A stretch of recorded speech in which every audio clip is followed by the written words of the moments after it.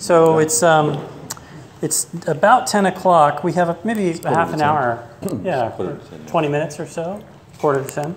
We can take a 5-minute break. Yeah, we can take a little break. Yeah, we're going to do a little kind of Q&A discussion and questions and just kind of... So it's like, that was Shamans of the Global Village. You know, many of you may have some experience with this, but this was the end of episode 1, but it's the beginning of something we believe greater in our culture, which is coming back in and reweaving with many practitioners, in many styles, in much diversity, and that's just one way, and that was focusing on Octavio in episode 1, and there will be hopefully more episodes, as we said before. So, see, now we should have shown that bit of God, right? That would make more sense. That's good timing now. That's good timing. Yeah. So, what do you want to say, Dave? Hey, you survived episode 1. You want for episode 2? Oh yeah. Episode 2 is Africa, right? Boga. Yeah. No, I was actually just on the beach talking about how I'm a little relieved that we're putting that one off till next year. So, thanks for getting your wife pregnant now. Well, you're welcome. You're welcome. If you're recording. Yes, we're paused. Is Dave the guinea pig or something? Yeah, Gabe's the Stig from that. Yeah, he's the Stig from Top Gear. Do you know that show? Yeah, he's our Stig. So yeah, we'd love to have Dave. Dave obviously is so amazing on camera that it would be a delight to have him with us as much as possible. He said he has to take his top off every episode. It's good for ratings. It's good for the planet. Let's face it. Right? We have to do all of the shows in tropical places then. That's right. We can't do like shamans of like Mongolia. No, there is an Amanita Muscaria episode. It will be in Iceland or Lapland. I don't know what to do. So anyway, let's just have a 5-minute chat if you need to go to the bathroom or something like that. Well, let's just start the chat and people can casually, go. Obviously, one thing about this show that's, we can never do is show the internal experience, which is a very esoteric inside experience, and we can only show kind of your meat body flapping around and doing weird things. So contextually, that's kind of the limitation of what photography can do. But you pushed it really well with photography. Oh, well, thank you. Thank you. But that's kind of, the first dynamic with the show is that obviously we're trying to just show it. It's a vehicle to show people that are interested in these things, how the experience works and give as much back context on it, and obviously to try and highlight as many practitioners that are very honorable people that are, kind of in balance and solidity and doing the good work. Nobody's perfect. Nobody that we would ever focus on is perfect. But as we kind of hopefully can continue to make this a sustainable series, the people that we focus on per episode are obviously a key component to this show going forward, and who Rak chooses to kind of highlight per episode. So do we want to just kind of do a Q&A, or what do you want to kind of do a little bit of a summary on anything, or should we just kind of have a general chat? I think we should all form a really nice big circle with a few layers, and we could do some breathing exercises. I don't know. We could do Too that. Too much. Yeah, well, you never know where to go. Yeah. It's a really big subject to talk about. We took an hour there in the documentary to really scratch the surface, and it's a big thing. I mean, there's the toad, there's other entheogens, there's what I call the global shamanic resurgence. It seems to be that, we've had quite a few hundred years, if not thousands of years, of disconnect from nature as we've built civilization. And I have this little theory, actually. It came to me on the beaches of Costa Rica a few years ago, on San Pedro, and it was just wave after wave of the beach and a little bit of toad reactivation happening at the time. And I realized, it's like these crabs were going by and they were armored, and it really struck me as this idea that over time we've gone through some type of traumatic experience as a species. And I don't know, this is the writer in me, and this is the intuitive in me trying to download and grok and put all this together. But it seems like we have species PTSD. And that perhaps culture is actually a defense mechanism for that experience, for whatever happened. You could call it the fall of consciousness, or whatever happened, not just on a physical level, like with asteroids or physical things going wrong and the fear of survival, but this disconnection from what it really means to be alive and to be connected in the web of life and to be in a reciprocal relationship. And yes, there's eat and be eaten, but there's also this joy and connection, and there's this expanded bandwidth, which many indigenous cultures and mythology maps have been left behind, say that we had this connection, we had this like Dreamtime consciousness, or we had this ability to connect to something more than the filtered down egoic frequency we have now. And so it seems to me that, you know, in that species response and the PTSD thing, there's been trauma and there's a need for healing. And all of history, really, like the 10,000 years, there's authors like Graham Hancock, which point out about ancient civilizations or this sort of momentum of history. But if you look at it, it's sort of like there's been an ego drive to both survive and band together and to withdraw essentially from nature and to conquer it and to grow food, but then to continue to remove ourselves from the web. And it's resulted now, you know, thousands of years later, in this ecological crisis and global overpopulation and all the socio-economic, political shit that we find ourselves in. And it's no mistake, you know, everything goes in cycles and everything goes in waves and everything is perfect in some other sense. So we've been going through this learning curve of history, and now we're coming back. And, you know, a generation or three generations ago, we couldn't have gone back to the garden. We had to go through a 20th century you know, mediated experience with LSD coming out of the labs. And LSD is one, as we said in the film, it's one molecule different from LSA, the morning glory seeds. And there's a whole underground mystical tradition with Albert Hofmann, which is another story. But essentially, it's like this psychic pressure built up over many centuries where distancing ourselves from nature and from spirit, from that connection to spirit, killing our shamans, killing the witches, the warlocks, the medicine people, the herbalists, the people that were connected to the plants of the earth, which mediated and kept us in relationship, you know. It's created the world out of balance. So, to bring that all back full circle. And I'll just speak to that in terms of, like, you speak of cycles of time and how, you know, you could argue like yogic cycles and how we've just kind of gone from one cycle to another.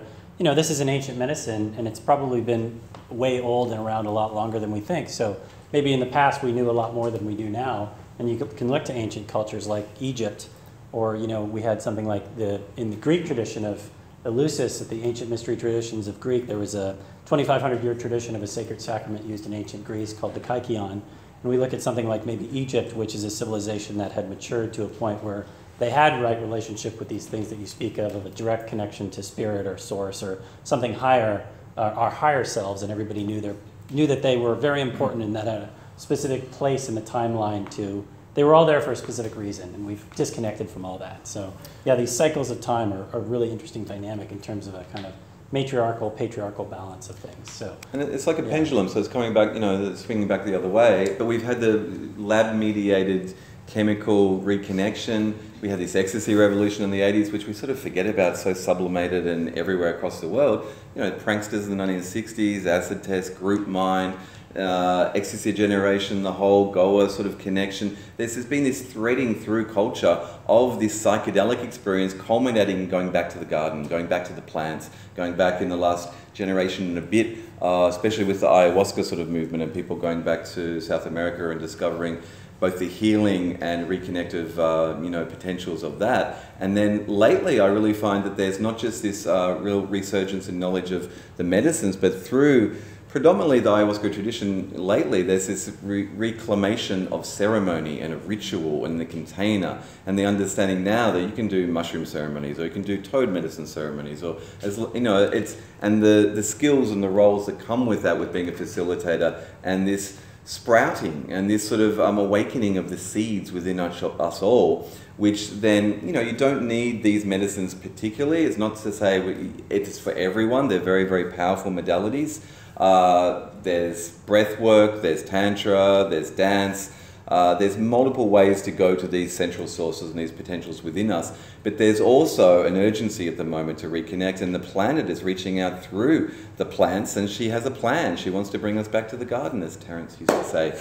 And it feels like, you know, this is the generation of the shamans of the global village. And, you know, there's many, as we say in the show, I think I might have got the math wrong in that, but there's essentially, there's a need for this in our communities, not just in the jungles, not just in the old world, but here where the dis-ease and the disconnect and the ego drive and the Wall Street energy and, like, you know, Trump, like everything. It's like, if we are all one, which the toad medicine experience and the endogenous 5-MeO that we have seems to suggest that we're all part of Indra's net, of this new sphere of human potential, then we all will awaken eventually. It's not just about the plants or the earth medicines, But we've become so distant from the earth that we forget that we are the earth. And people say, well, why should I take plant medicines? That's a left-hand shortcut. It's like, dude, have you forgotten? This is what we are. They're calling us back. They're wanting us to remember, to clean us out, to repair us, and to go, look, you can do this too, humans. You have this potential within you. When you're cleansed and aligned, you connect to central source. This is how it's meant to be. This is how the golden age rolls around again. Or maybe you are source. Maybe you are source. Dave, are you source? Just as much as you are, Rak. Give you the maybe a little more. Yeah. So what do you think, Dave? I mean, you know, the journey you went with us on down to Mexico, or any of your wisdom you've gained since then on your own path, what would you like to share in this moment? That's really broad, Rak. Well, we can say just to put this in a personal perspective, that making this was very life-changing for all of us, everyone involved. So it was a delight making it, and you know, we're very proud of the result. It's not perfect, but you know, it is what it is. For an independently made project, it's you know, we're pretty happy with it, and it was a pleasure being there with you gentlemen. So it's nice to see the turnout. A little bit about your personal experience in the film. It was pretty. Yeah. You want to highlight some of the... You could use the word traumatic. Do you want to speak to some of the sobering... to some of the sobering that's kind of where moments. I'd like to stay, I mean, in my opinion, I was overdosed. Atrociously overdosed, actually. And I'm not going to say that, like, I didn't play my part in like, the dynamic of kind of, like, the interplay between Octavio and I kind of egging each other on, and in my sort of like 2-year quest to kind of like recapture this space that during my initial experiences with toad medicine that I had reached, and then it had abandoned me or left me, and I wasn't getting back there, talking to him about this and saying, you know, I want to find it again, and kind of setting that challenge for him, and him saying, I can get you there, and then kind of this, okay, well, you know, I'll trust you to give me whatever you want to give me. And there was just a lot of bro stuff going on there, and yes, brotestosterone. There was a Dave, open your mouth. We drew a lot.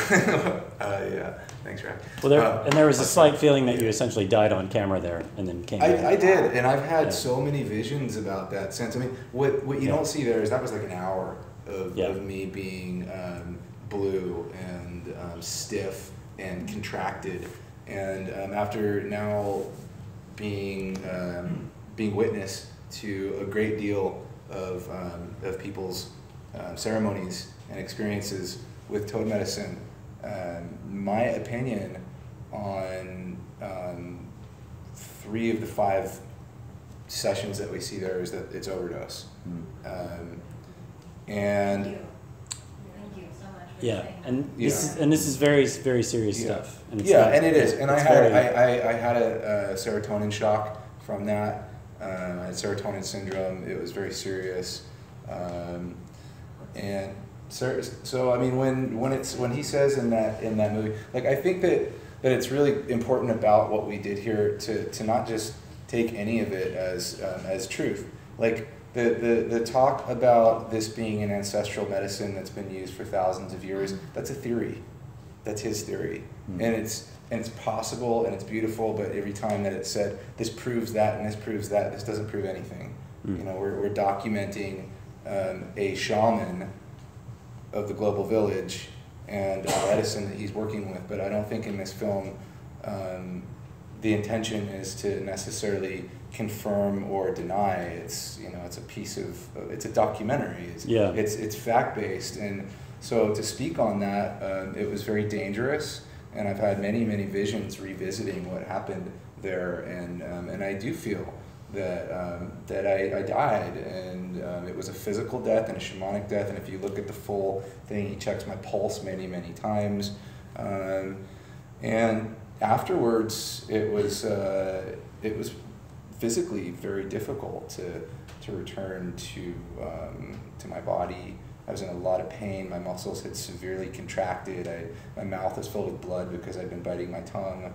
But I'd been dosed maybe 3 times what a normal person would need. Yeah, and we personally learned, because we're shooting a ceremony, that it was kind of like boom onto the next person, and we've always very much learned that integration is so key. So here you are, down and out after your experience, and we're going on, and Niles is shooting the rest of the stuff, and Rak's going right after you, and so the duty of care. It's so key to on the B side of somebody's experience to not just leave them there lying in a fetal position. The sun was going down. There was deadlines. There was a beautiful sunset. There's still Rak needed to go, and you can see during his scene, if you look, that I'm like kind of in a pile, in a clump behind the scenes while Rak is having his his human worm elation sort of explosion, and I'm lying there, and I remember that it was like a very shameful moment, because there's the whole way of his particular way of doing it is this kind of like warrior based. If you do it like this, then you do it right, and if you can't do that, then you didn't do it right, kind of thing. And I remember really feeling like a failure, and like I was like left on the battlefield because I didn't do what I should have done if I was like going to be a success and live up to it. And so the interesting thing that you don't really see in that film is the next day I got dosed 3 more times in a row, and which we have the footage of, and I will admit it was spectacular. Tarzan cries. It was really. So you had that death, you had that rebirth, but you still needed clearing. This is the thing. It's like it's very difficult to get into the intricacies of the deeper medicine work, doing a broad character sketch of the main shaman there. And we did learn a lot, and remaining in this culture, in this community, there are other ways to do this medicine. There are potentially, I'll say, safer ways to do this medicine. There are gentler ways to do this medicine, and there are also a multiplicity of ways to do this medicine. In the last 2 years, I've met dozens of practitioners, and there's some tweaky ones out there, and there's some different diversity, as long as the base duty of care and those standards are there to look after people, which weren't always there for you, I acknowledge, in the shoot. It's been such a learning experience in that it's really helped us to be really dedicated to creating such a larger, more ethical container around the preparation for the experience and the integration of it, and to help to educate and share the way that we find is not the best way, because I agree there's so many different people out there doing it so many different ways, but really like safety truly being the most important priority. And I have heard from researchers just today. I had a conversation with someone, essentially sort of microdosing or very, very small doses and attuning the vibrational field, and really that it's not necessarily even about the physical medicine, it's about how sensitive you can be and how much you can open and release on that level and feel safe. And a very, very small amount of medicine can go a very long way, essentially even more than we think, to a full release if you have had a alignment and a full release, or if you're just sensitizing. And what I've actually been observing in witnessing these experiences is that facilitators that are actually using less and less, finding like really that center of the target, that window, which is just enough to bring people over that edge into the full release, but not so much to bring them into like a whiteout or even when you see people contracting like that, that's the body reacting to having an overdose. But like really keeping the dose as small as you possibly can, and working with that with each person's system, it can be so much less than like the majority of people are actually using. Yeah, it's all, and everybody's different, isn't it? Like I took the smallest dose possible, and it was over in 5 minutes, but it was still the most life-changing thing I've ever done. So and we've got your footage too. Yes, we do. I have a question about the film. Yeah, So yeah. Let's do questions. I saw it initially before I took medicine myself, and that was my only experience of anything. And I was kind of like, oh, that's kind of gnarly, but I was still stepping into it. And then since having my own experiences and witnessing many other people, I'm wondering why in the film you didn't show the beauty, blissful love that comes from that, and the really beautiful part, and why the beauty of their experiences wasn't included in that. Because my personal opinion is that it kind of does a disservice to the magic and the beauty and the love that comes from this medicine, and that it wasn't represented really at all. Do you mean in an integration dynamic of like post experience? During the experiences, Oh, yeah. like what we're seeing there is, just, You know what, I think it's dose response. I mean, I'm interested to see which 3 you think are overdosed, because essentially he does give a large dose to most people, like he eyeballs the dosage, and he does vary it according to sensitivity of the person if they've got issues with certain things. But all of us did get a large dose, and if it was a ceremony that wasn't filmed, there's a certain interplay. It's like a Heisenberg thing, it's like if you're witnessing something, you're affecting it. So by having cameras there, it wasn't a normal ceremony. It was a staged ceremony in a sense on the island for the camera, for us to get the footage and to go through the experience ourselves. And so like that duty of care of staying with one person and going in for a second pipe if they don't have a release, or if they need clearing, or a third pipe, or having that time. A lot of logistics just, in terms of getting out into the island, chasing the sun, all this stuff that we had to sort of go boom, boom, boom. And I don't know, we didn't discuss it with him. We put ourselves in his hands, essentially, trusted him, but they were large doses. I find when I was doing mine, I could never finish that pipe, and it probably was great because I had a very powerful experience, but I didn't feel like it went into, an overdose experience. But in terms of why I didn't see more bliss, the bliss is there on the inside. There might have been more footage perhaps with Joelle. She had a very blissful experience. Yeah. There's, what's that thing in yogi pose with the tongue out? Oh, lion's breath? Lion's breath, like all these natural, when the energy walks through you, there's some level I feel talking to other facilitators that tryptamines can act almost like the inkjet on a printer calibrating the body, like the energy comes through and moves into mudras, into positions and things. And that's why we tried to include people's experiences on the inside by doing voiceovers and putting that over there. They were having some blissful experiences, but it wasn't the traditionally held ceremony where it was maybe a lower dose and was showing the blissful experience. Yeah, and I'd like to add to that it can be really confusing because it does seem like this is focusing on the medicine of the toad, but the series is Shamans of the Global Village, and it's particularly focusing on, in this episode, Octavio, and it's showing what happens when he doses people. And maybe if we took someone else who was much more gentle, the result be a different film would be that you would see people coming out and being like, wow, love.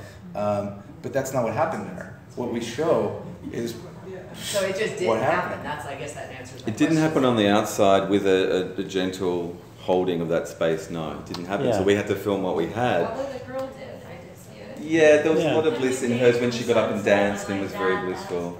Pretty stoked.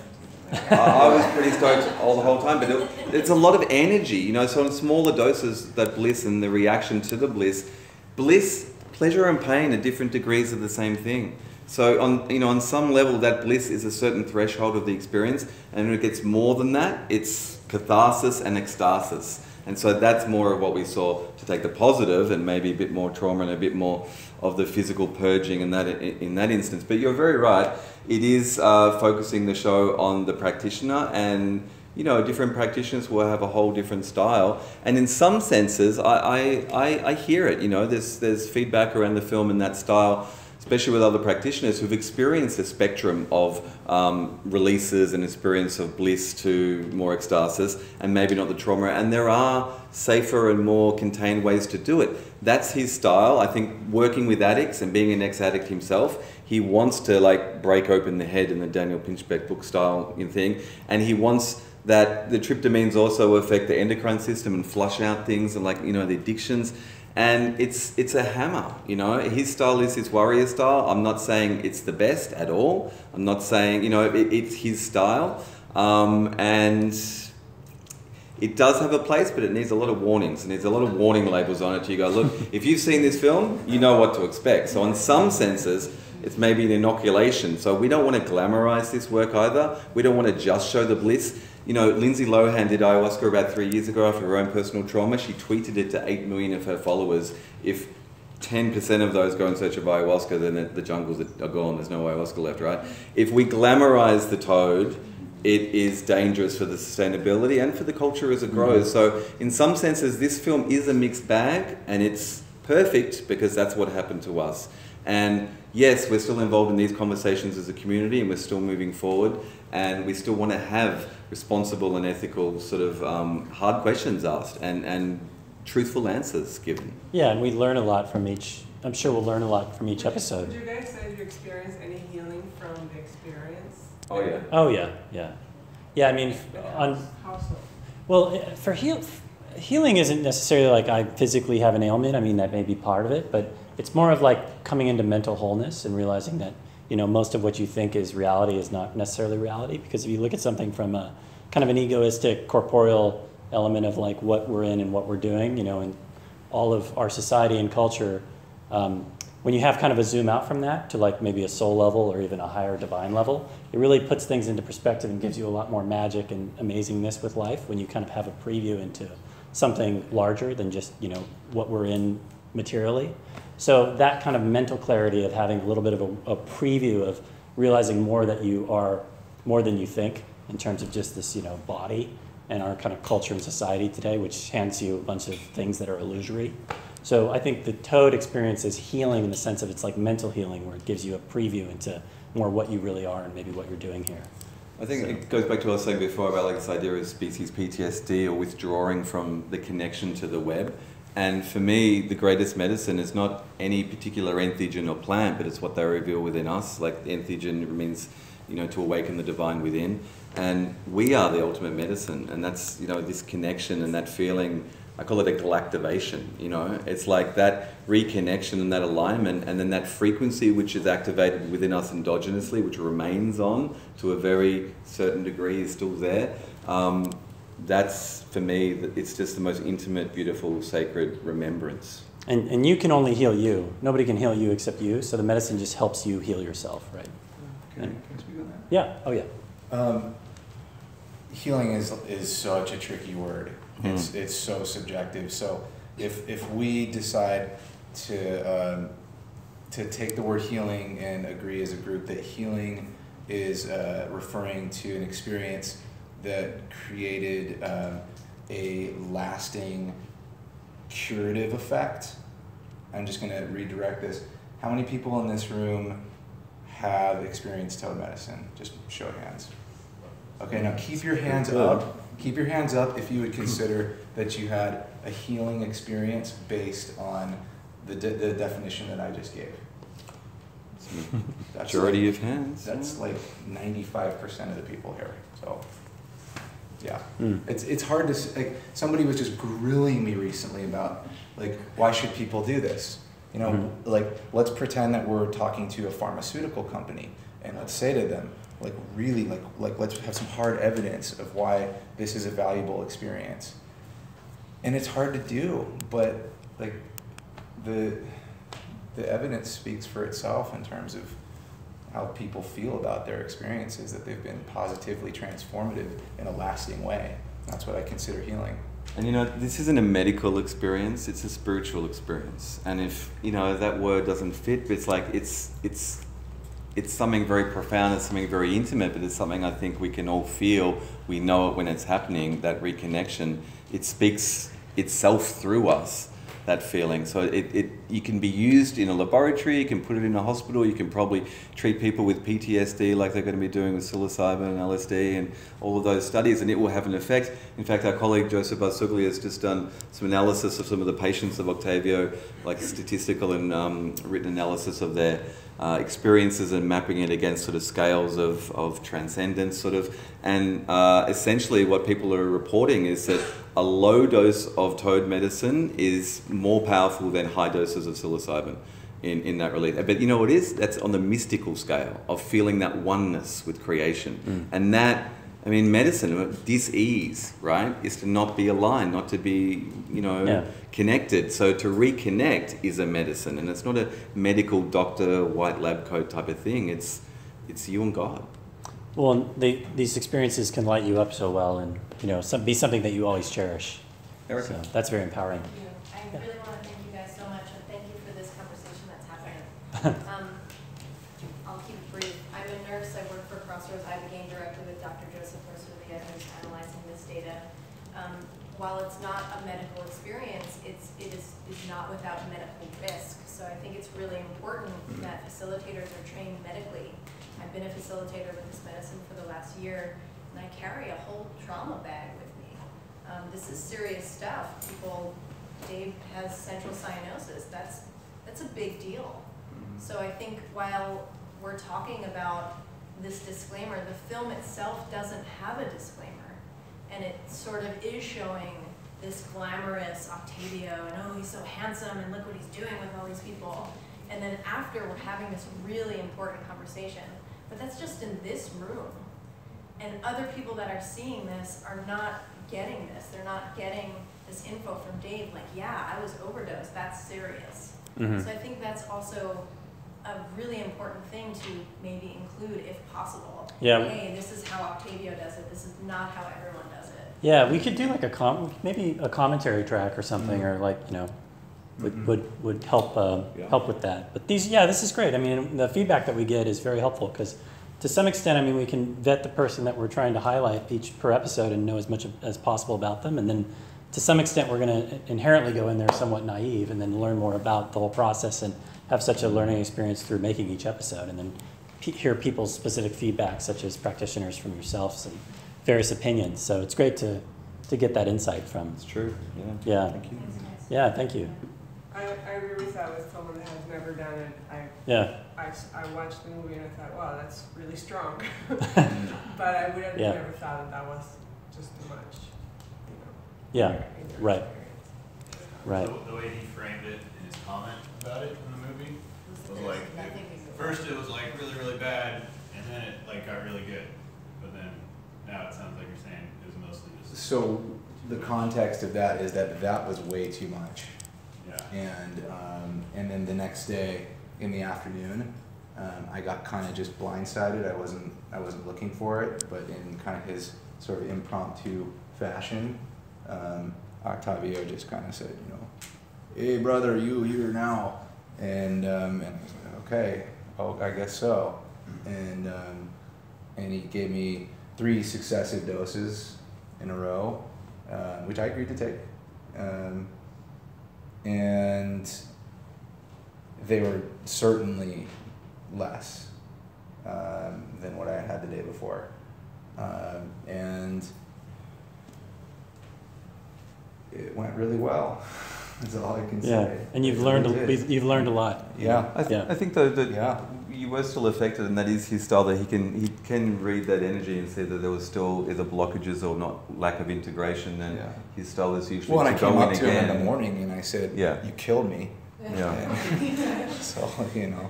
What did he say when you said that? He said, "No, I healed you of your addiction of trying to find the outer limits." Yeah, and and one thing. You know what they are. Which I will also say that experience that we co-created did do that. Now, and one thing that Octavio has said, which is maybe quite brilliant, is that the toad doesn't give you what you want, but it gives you what you need. I don't know if the same can be said about Octavio, but yes, the toad may do that. Yes. So you never know. Do you have any last questions? Yeah, I guess we'll we're pretty much. Any last questions, or we can wrap it up there? But yeah. So I have an idea for your next episode. It might be cool to feature. It's probably more expensive, but to have a few different practitioners, and then you can highlight like the pros and cons of each style. Yeah, and we're trying to just. You guys can play good cop, bad cop. Well, and we want to just document, what's actually going on and be a bit of like journalistically objective and not opinionated, of course. But yeah, that is something to maybe take into account, because there's a lot of politics around certain, medicines and the practitioners, and we're trying to not stay out of the politics of it. So maybe that would diffuse that a bit if we focused on a few Out of people. curiosity, why did you not include his second experience as a comparison to what was shown? Because that was the next day, right? We were kind of done. We had wrapped shooting for the show then. There's a certain narrative crescendo, and there was. I'm curious, actually, my question for you guys is how will you approach the next episode differently? That's a good question, Dave. Yeah. It's been such a learning experience for us. Yeah, I mean, again, I reference back to our initial comment of trying to focus on practitioners that are, of course, highly held in high regard and as honorable as we can find. And also the idea is ideally that if it's a Westerner, they have gone through the lineage of the indigenous, right, with the respect of the elders and such. So ideally, that's what we would focus on per episode. But do you want to maybe speak to that a bit about how much time we would vet a practitioner or a series of practitioners? You know, it's not about vetting, right? Yeah, it's you and that practitioner there on, you know, the astral or the practice field. It's like, yes, there's many styles. We know a lot of practitioners, and there's a lot of politics, and there's a lot of skeletons in the closet. I know a lot of ayahuasqueros and a lot of curanderos. Like 98% of them have got a skeleton in the closet. You know, women, power, money, whatever. The practitioners are always going to have issues. We do our best to portray them. I think what I would do differently is I would probably be more balanced in saying that, as some of the comments have been, that this is, you know, what we're witnessing and what we're going through. It's not necessarily the only way, and that there are other ways. I think this experience has really taught me that counterbalance is needed, not to sort of proselyte and to sort of just one-sided, but essentially we do our best. You know, I've got a large network of shamanic practitioners with many different medicines. I don't know their inner stories. I ask people, I ask the community, I ask them, look at their reputations. Octavio had a reputation going in. I met him and we sort of did get a few levels down and looking at different cultural issues around him and his personality. And there was also this real, not just magnetism of him, but the situation, like being initiated by him, and within 12 weeks of taking the medicine with him in Australia, we were there in Mexico and had raised like $13,000, which is amazing. So it's not the practical logistics of that, it's that it felt like we were guided. It felt like we were there to go through this initiation, to do this work, to bring other people together. And if we look at the greater weavings that have happened from all of us coming together out into the world, there is a lot of great benefit. But moving forward, yeah, I mean, there's light and dark, and I think I would show that more objectively on the screen with the practitioners themselves. But you know what? I think that the experiences may not be as extreme as 5-MeO and the Toad, but if you look at a lot of ayahuasca films and the way they document it, if you see people purging in ceremony, right? I mean, this is medicine. If we're filming, it's a sacred thing. If you're filming this intimacy of someone, you know, like bringing up their soul and all their trauma and all their pain, it's a sacred container, and we take that responsibility very, very intimately and carefully and sacredly. And there's certain stylistic choices we make, but it's going to be full on every episode. You think of Iboga, think of ayahuasca, right? San Pedro episode might be all right. The Amanita Muscaria episode, I don't know, right? But join us, because we're going on this journey together, and hopefully we get better, and hopefully we all survive, and hopefully we grow as one, as a tribe, you know? Yeah. And nobody here is perfect, and no practitioner is ever going to be perfect. But, you know, if they've got a glaring imperfection, of course. You know, it's like, no, we would not go there. Yeah. And, you know, having now become into 5-MeO and Toad culture, there are other practitioners, you know, but that was our journey for episode 1. Yeah. Should we take a last final question, and then we'll... Last question. Wrap it up. Okay, and I know nothing about filmmaking, so congratulations. Obviously a huge, huge success to just have what you just showed us. So thank you. Yeah, thank you. Just with a grain of salt, I felt that maybe if the folks who took it I had a hard time focusing on the voiceovers. And so maybe if they were interviewed so that we could have a sense of sort of their groundedness and their intelligence and a sense of them when they spoke about their journey. Yeah. I think that would give perhaps more credence to the experience as well. Yeah, maybe more of an epilogue at the end of everybody that's involved. Just a little bit more like seeing their face when they talked about how they were changed. You know, just having done ceremony yesterday. And how powerful, you know, our closing circle we did do that. Yes. So we've got the voiceovers. When I take groups down to Peru and do the ayahuasca with my maestro Percy Garcia, you know, the next day, this is sort of traditional, you have a sharing circle and you go around the group, and it's after the ceremony, you've come back and you can ruminate a bit and share what you can. And that's a really good idea, so thank you. We'll take that on board. Yeah. Yeah. Well, thanks everybody. Yeah. Thank you.